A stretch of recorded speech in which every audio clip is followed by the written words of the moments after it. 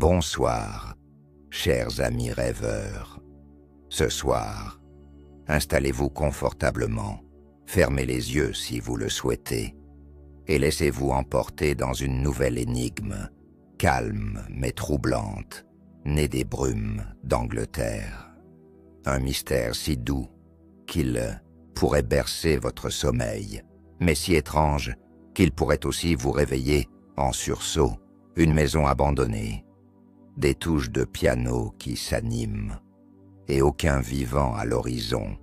Pourtant Sherlock Holmes est déjà en route avant de plonger dans cette histoire, enveloppée de silence et de soupçons. Dites-moi en commentaire, de quel pays ou de quelle ville regardez-vous cette histoire? Avez-vous déjà entendu un son, sans en voir la source? Par un après-midi brumeux de novembre, le docteur Watson pénétra dans le salon du 221B, Baker Street, secouant son parapluie trempé. Le feu crépitait déjà dans la cheminée et Sherlock Holmes, accroupi devant une pile de lettres, leva à peine les yeux. Il tenait entre ses doigts une enveloppe d'un papier ivoire, épais, sans timbre, sans sceau. Juste son nom, écrit à l'encre noire, fine et nette. Une main soignée, mais nerveuse, murmura-t-il. Watson fronça les sourcils. Une autre affaire? Demanda-t-il, retirant son manteau humide. Holmes hocha lentement la tête, les yeux rivés sur le contenu de la lettre. Une simple ligne. Venez à Holloway House, à minuit. Le piano joue encore. Il y a un silence, seulement interrompu par le crépitement du feu. Holloway House, une bâtisse abandonnée depuis 10 ans, connue des Londoniens comme la maison qui chante. Une farce, peut-être, lança Watson. Holmes, pourtant, s'était déjà levé, son regard brillant d'un éclat que son ami connaissait trop bien, celui du mystère irrésistible. Préparez votre revolver, Watson. Nous partons ce soir. Vous pensez qu'il y aura danger? Pas de danger, mon cher. Du silence, et peut-être une mélodie que seul un mort pourrait jouer. La calèche s'arrêta dans un craquement discret devant l'Empire Grill rouillé de Holloway House. La nuit était tombée comme un rideau de velours épais, et un brouillard pâle rampait sur les pierres du jardin. Holmes descendit le premier, son manteau long flottant dans le vent glacial. Watson le suivit, jetant un regard inquiet vers la bâtisse silencieuse, dont les fenêtres semblaient observer leur approche.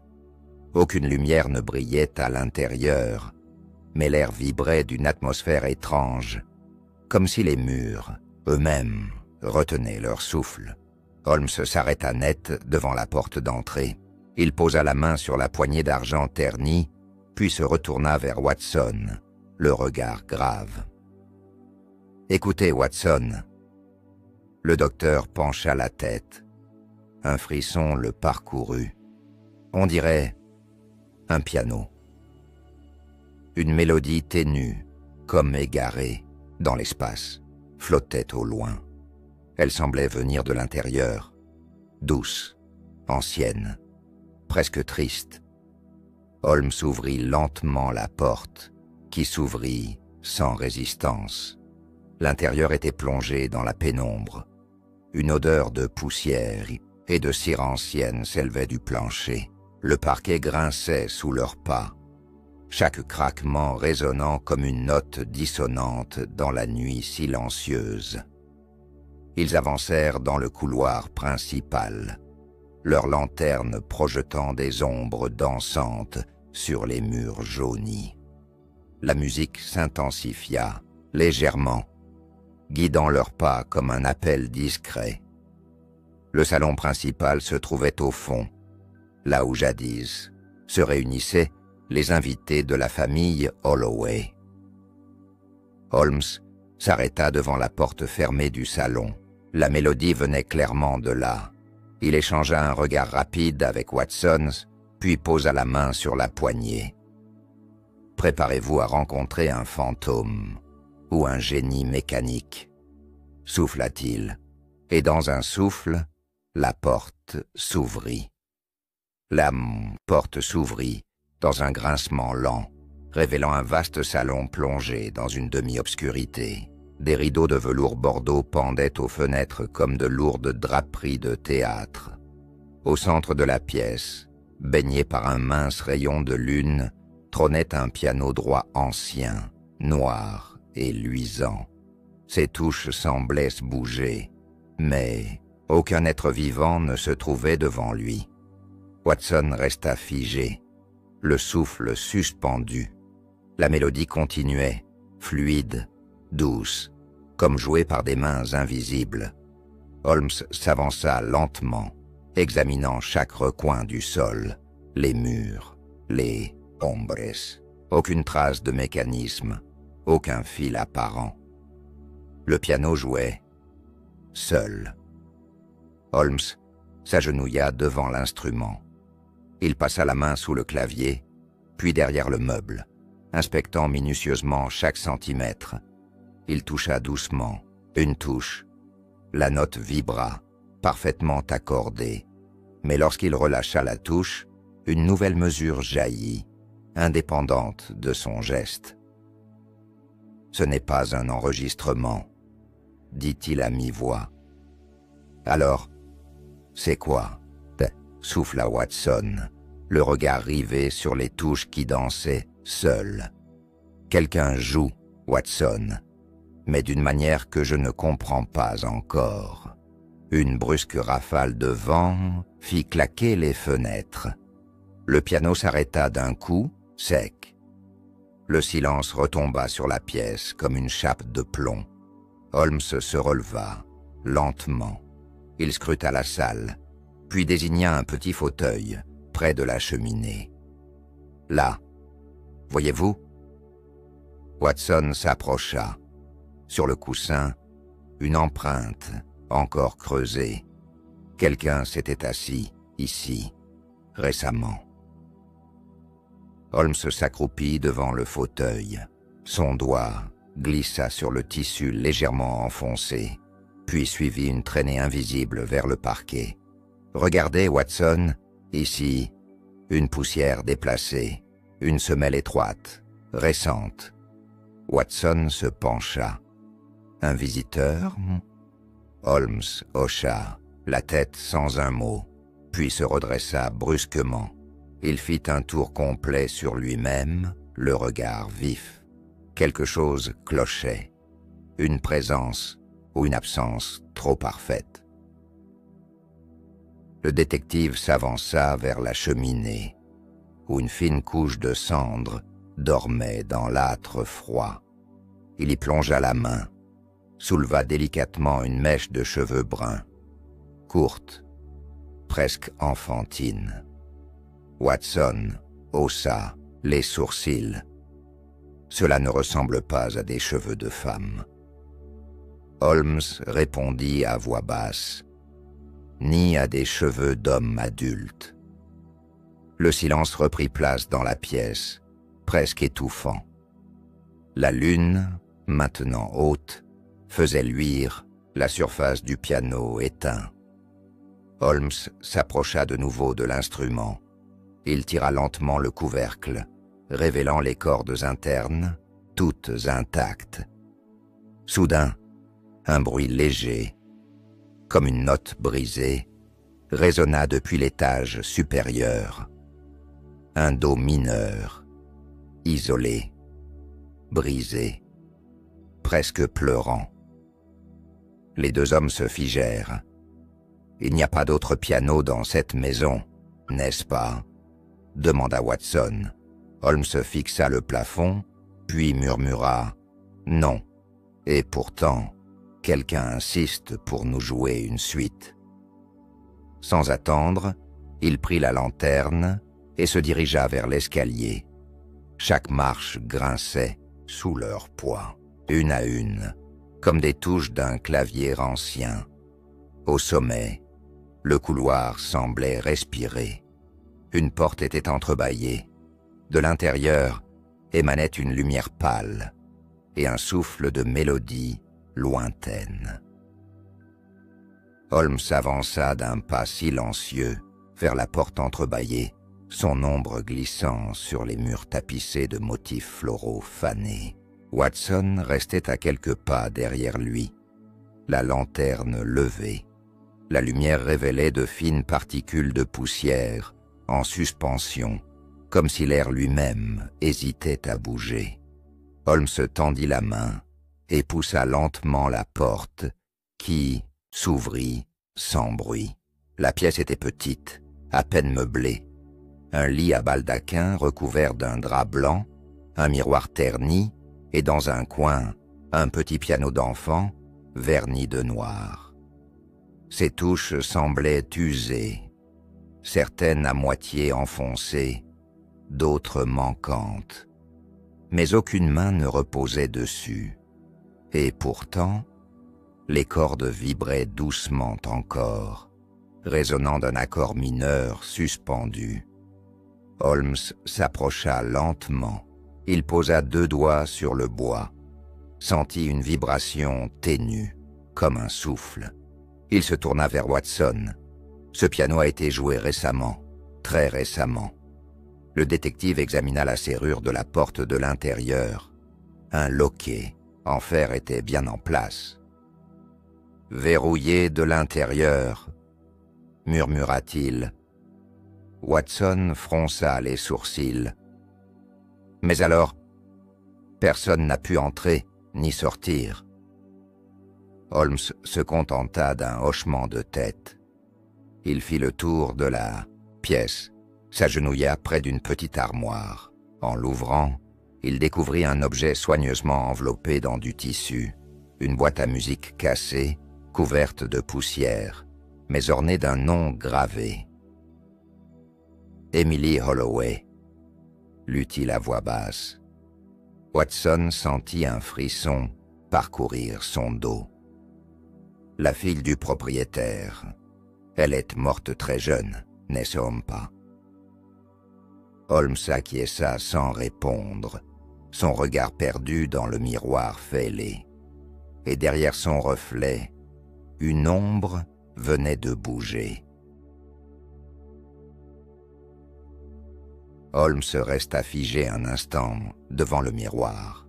Son propre reflet le regardait, mais un détail le troubla.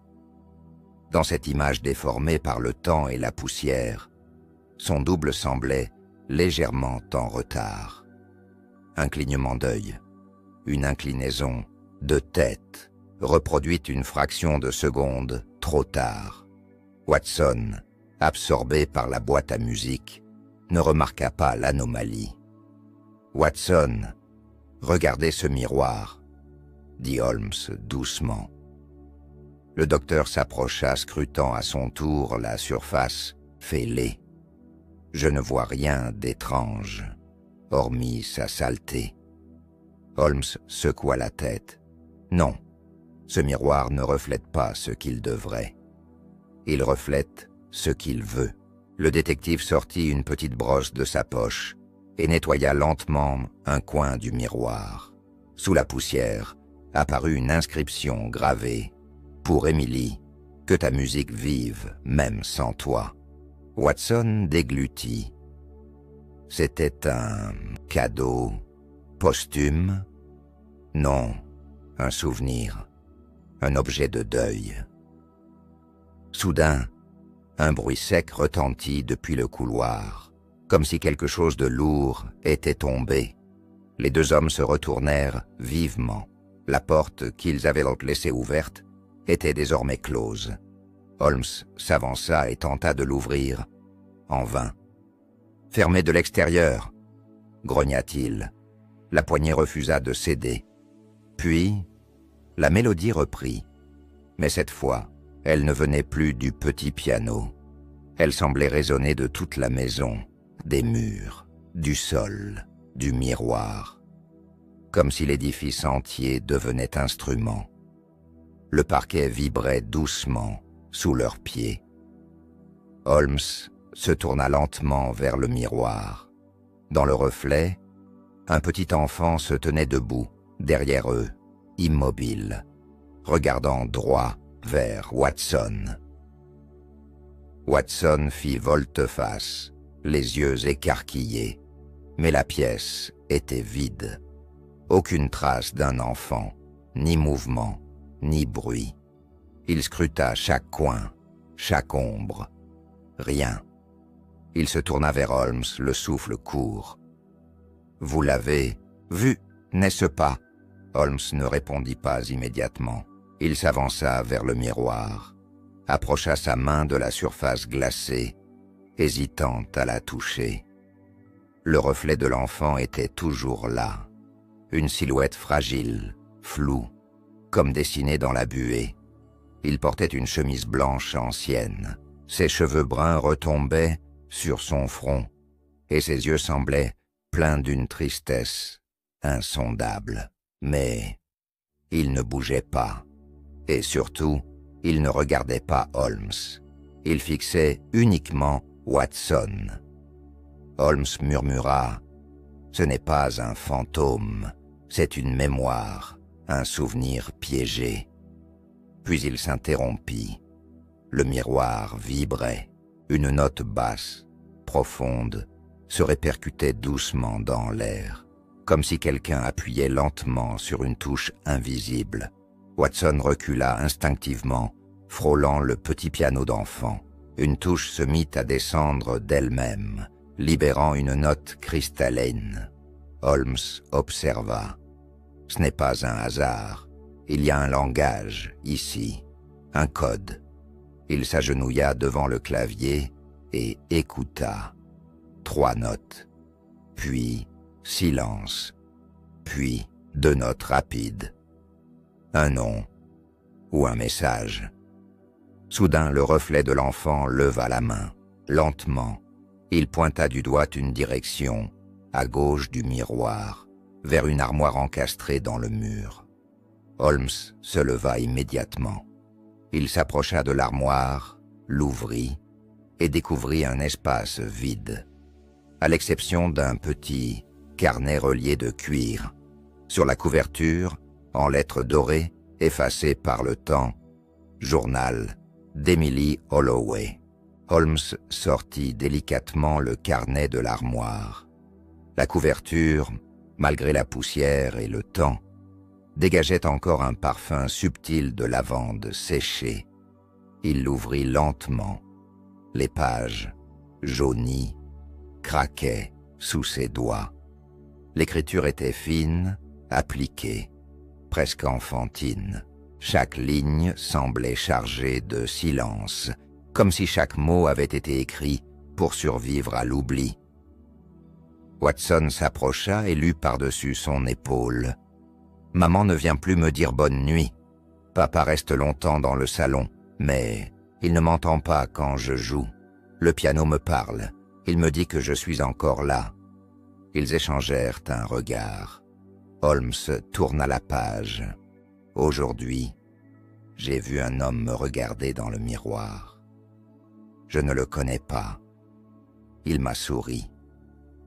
Mais il n'est pas réel, je crois. » Une autre page. Le piano continue, même quand je dors. Il m'aide à ne pas disparaître. Puis, une tache d'encre, comme une larme figée. Holmes referma le carnet, pensif. Ce journal est authentique. Il ne s'agit pas d'une mise en scène récente. Ces pages ont au moins 10 ans. Vous croyez que la petite est morte ici ? Demanda Watson, doucement. Holmes répondit en observant le miroir. Ou qu'elle n'est jamais vraiment partie. À cet instant, un claquement sec résonna dans le couloir. La porte de la chambre s'était rouverte d'elle-même. Le piano, en bas, recommença à jouer. Une mélodie plus vive, plus insistante, comme un appel. Holmes glissa le journal dans sa poche intérieure. « Elle veut qu'on la suive », dit-il simplement. Watson prit une profonde inspiration. « Allons-y alors, avant qu'elle ne change d'avis. » Ils franchirent le seuil, laissant le miroir derrière eux, où l'enfant n'était plus visible. Descendant l'escalier, en silence, Holmes et Watson se laissèrent guider par la musique qui montait lentement du rez-de-chaussée. Mais cette fois, elle n'émanait plus seulement du piano. C'était comme si la mélodie se propageait à travers les murs, les poutres, les pierres, une vibration douce mais insistante, semblable au battement d'un cœur oublié. Lorsqu'ils atteignirent de nouveau le salon, ils trouvèrent le piano vide comme auparavant. Pourtant, la musique continuait, mais elle ne venait plus de là. Holmes fit un tour de la pièce, posa ses doigts sur les murs, écoutant avec une précision surnaturelle. Puis il s'arrêta près de la bibliothèque. Il passa la main sur le bois, frappa légèrement à différents endroits, jusqu'à entendre un son creux. Il sourit à demi. Derrière cette étagère, il y a un espace vide. Watson s'approcha tandis que Holmes tirait un livre ancien, intitulé « Les contes perdus d'Angleterre ». Un déclic sec se fit entendre. L'étagère recula de quelques centimètres. Derrière, un couloir étroit, plongé dans l'obscurité, s'ouvrait comme une gorge dans la pierre. De là venait la musique, plus lointaine maintenant, mais indéniablement réelle. Holmes alluma une nouvelle lanterne. Ce passage n'est pas dans les plans officiels de la maison. Ils s'engagèrent prudemment dans le corridor. Les murs, humides, étaient recouverts de vieilles toiles d'araignée. Par endroits, des mots avaient été griffonnés à la craie. « Reste, ne ferme pas la porte, le piano est tout ce qui reste. » Ils descendirent un escalier en colimaçon jusqu'à atteindre une pièce circulaire en pierre. Au centre, un piano à queue poussiéreux, bien plus ancien que celui du salon, et devant, une petite chaise vide, tournée vers eux. Holmes s'avança lentement. Il toucha une des touches. Elle joua une note, suivie d'une autre, toute seule. Puis, une troisième. Watson, la voix tremblante, murmura « Elle est encore là, Holmes. Elle attend. » La pièce souterraine semblait figée dans une époque oubliée. Aucun courant d'air ne traversait ses murs, et pourtant une brume légère flottait au ras du sol, enveloppant le piano d'une aura presque sacrée. Holmes s'approcha, posant un genou à terre, examinant les pieds de l'instrument, les traces au sol, les marques de poussière. Rien n'avait bougé depuis des années, sauf les touches. Il effleura une nouvelle fois le clavier. Une note résonna, suivie d'un silence profond. Puis, comme une réponse lointaine, une voix enfantine s'éleva, faible, comme portée par la pierre elle-même. « Vous êtes enfin là. » Watson sursauta, cherchant du regard la source du son.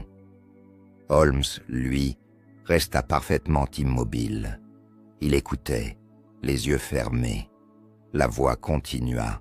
« Je ne veux pas partir. Je veux que le piano continue. » Elle semblait venir de partout, à la fois, du plafond, du sol, de l'intérieur même de l'instrument. Holmes ouvrit les yeux. Il examina le mur derrière le piano. Une plaque de pierre légèrement déplacée attira son attention. Il tendit la main, la poussa, et derrière, un renfoncement apparut. Un petit cercueil de bois blanc y était encastré, couvert de fleurs séchées. d'un vieux ruban de soie et d'un carnet identique à celui trouvé plus tôt. « Elle est ici, Watson. Emily. » Watson s'approcha, se bouleversé. Il retira son chapeau, respectueux. La musique s'était arrêtée. Plus aucun son ne vibrait. Même la brume semblait s'être figée. Holmes prit le carnet et l'ouvrit à la dernière page. Une phrase y était écrite à l'encre fraîche. « Merci. Maintenant je peux dormir. » À cet instant précis, un courant d'air chaud traversa la pièce. Le piano joua une dernière note et toutes les bougies invisibles semblèrent s'éteindre d'un coup.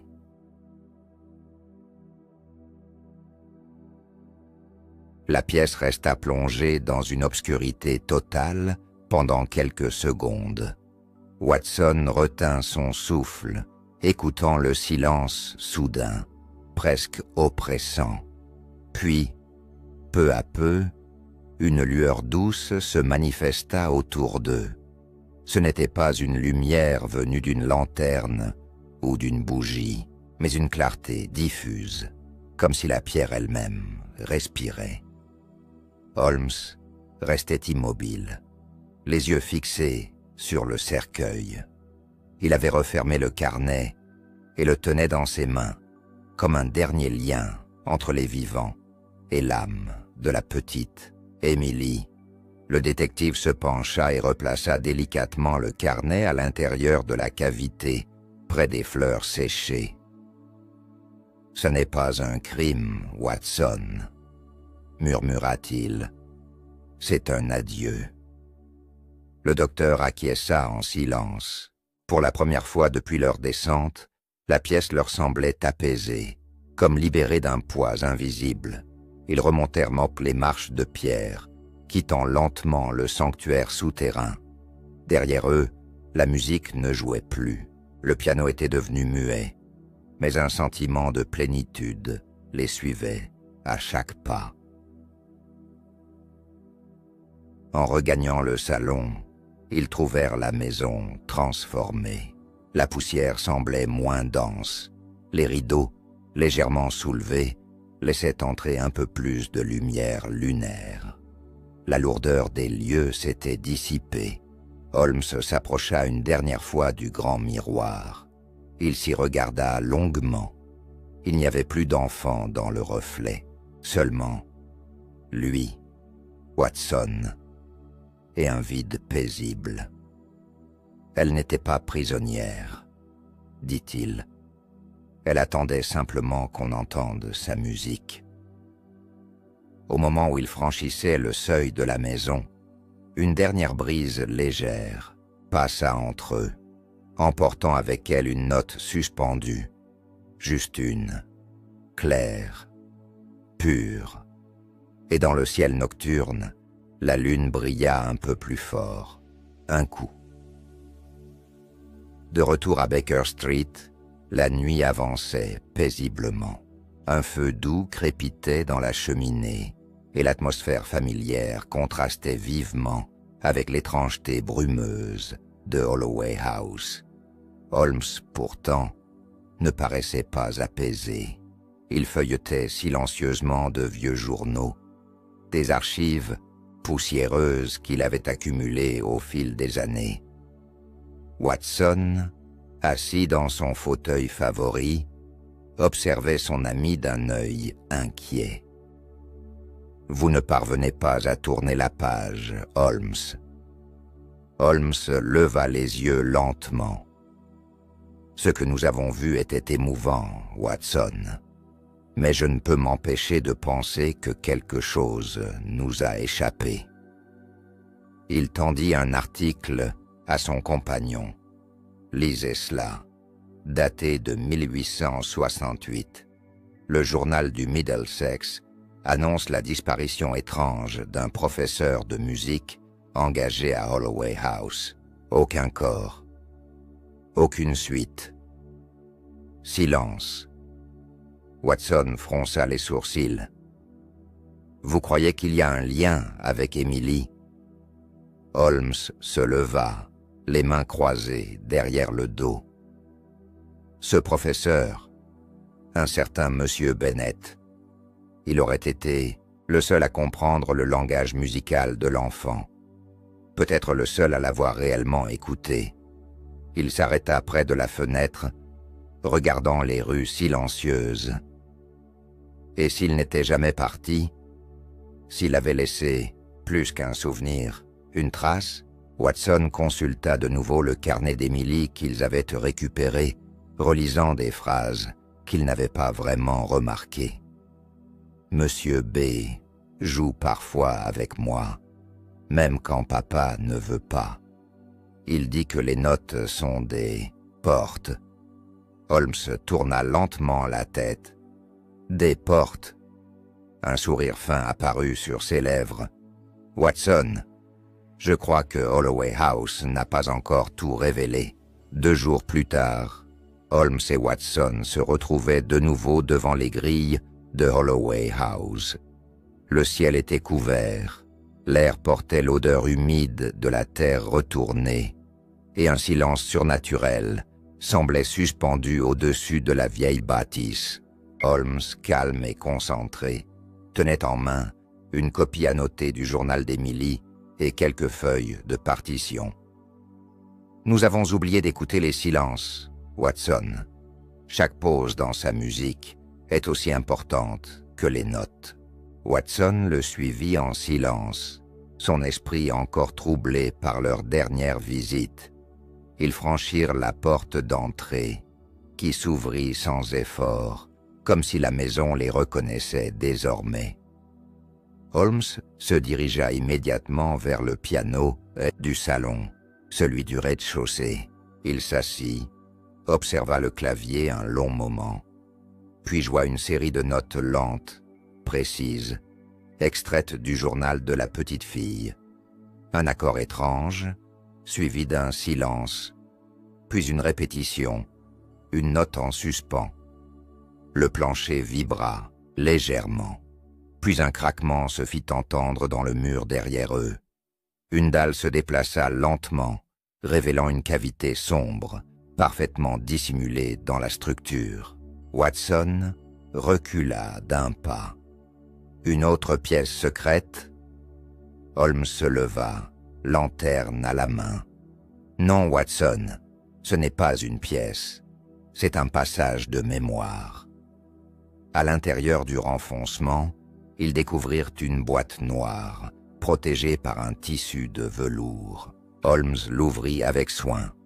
À l'intérieur, une lettre pliée, ancienne, mais parfaitement lisible, signée Bennet, professeur de musique, 1868. Emilia a le don. Je l'ai entendu jouer ce que nul humain ne peut apprendre. Elle traduit les émotions de l'invisible. Si un jour elle disparaît, quiconque l'écoutera jusqu'au bout pourra la libérer. Holmes replia la lettre, pensif. Il ne s'agissait pas d'un fantôme, Watson, mais d'une musique que personne n'a jamais osé terminer. Et à ce moment précis, une dernière note, douce et lumineuse, résonna depuis le piano, bien qu'aucune main ne l'ait effleurée. Holmes observa longuement la boîte noire, puis rangea la lettre de Bennet dans la poche intérieure de son manteau. Il retourna s'asseoir devant le piano, les doigts flottant au-dessus des touches. Il ne joua pas tout de suite. Il ferma les yeux, écoutant. Pas le silence, mais l'attente. Une tension douce, suspendue dans l'air. Watson s'était approché du mur, touchant les bords du renfoncement récemment révélé. « Pensez-vous que cette lettre suffira à expliquer tout ce que nous avons vu ?» Holmes répondit d'une voix calme. « Ce n'est pas une affaire à expliquer, Watson. C'est une mélodie à comprendre. » Il posa enfin ses doigts sur le clavier et joua la séquence de notes relevées dans le journal d'Emily. Mais, cette fois, Il compléta l'accord, ajoutant des variations inspirées par la lettre du professeur. À mesure que les sons s'enchaînaient, un frisson traversa la maison. Les murs semblèrent respirer. Les rideaux se soulevèrent, sans vent. Une lumière dorée et diffuse glissa le long de l'escalier. Watson recula, les yeux écarquillés. Holmes, elle revient, mais Holmes continuait à jouer. Sa main droite interprétait les souvenirs, la gauche tissait le silence, et lorsque la dernière note s'éleva, elle ne s'éteignit pas. Elle résonna longuement, comme suspendue entre deux mondes. Un souffle léger glissa à travers la pièce, et une voix, douce, claire, d'enfant, murmura simplement « Merci ». Le piano se referma de lui-même, lentement, avec délicatesse, et dans le miroir du salon, un dernier reflet apparut. Une petite fille, souriante, tenant la main d'un homme en redingote noire. Ils se tournèrent et disparurent. Holmes se leva, les traits détendus. Il fallait juste achever sa partition, lui offrir une fin digne de son début. Watson regarda son ami, puis le piano, puis la maison. Tout semblait désormais normal, presque accueillant. Croyez-vous que d'autres maisons écoutent comme celle-ci? Holmes sourit, lointain. Ce ne sont pas les maisons, Watson, ce sont les âmes. Certaines ne partent que lorsqu'elles sont entendues. Le lendemain matin, Londres se réveilla dans une brume argentée. Le 221B Baker Street baignait dans une lumière tranquille. Holmes était déjà installé à son bureau, plume en main, écrivant dans un cahier noir réservé aux affaires non résolues, celles qui ne laissaient pas de preuves, mais qui imprégnaient l'âme. Watson entra avec 2 tasses de thé fumant et les posa sur la table. « Vous l'inscrivez comme une enquête terminée ?» demanda-t-il. Holmes ferma le cahier d'un geste délicat. « Non, Watson, je l'inscris comme une mélodie achevée. » Le docteur sourit, s'asseyant face à lui. Il jeta un coup d'œil au journal du jour, mais aucun article ne parlait de Holloway House. Aucun journaliste ne savait. Aucun voisin n'avait remarqué la lumière revenue aux fenêtres. Et pourtant, quelque chose avait changé. La musique s'était tue, mais dans leur mémoire, elle résonnait encore. Pas comme un bruit obsédant, mais comme un souffle calme, un secret accepté. Holmes se leva et alla déposer le carnet d'Emily sur l'étagère, aux côtés d'ouvrages rares. Il resta un instant les doigts posés sur la reliure, puis murmura « Qu'elle repose !» parmi les voix qui n'avaient que le silence pour parler. Dehors, les passants allaient et venaient, inconscients qu'une âme avait enfin trouvé la paix grâce à un détective qui, pour une fois, avait dû écouter au lieu de déduire. Holmes observa la rue, puis tourna les talons. « Je crois que nous avons mérité une journée sans mystère, n'est-ce pas, Watson ?»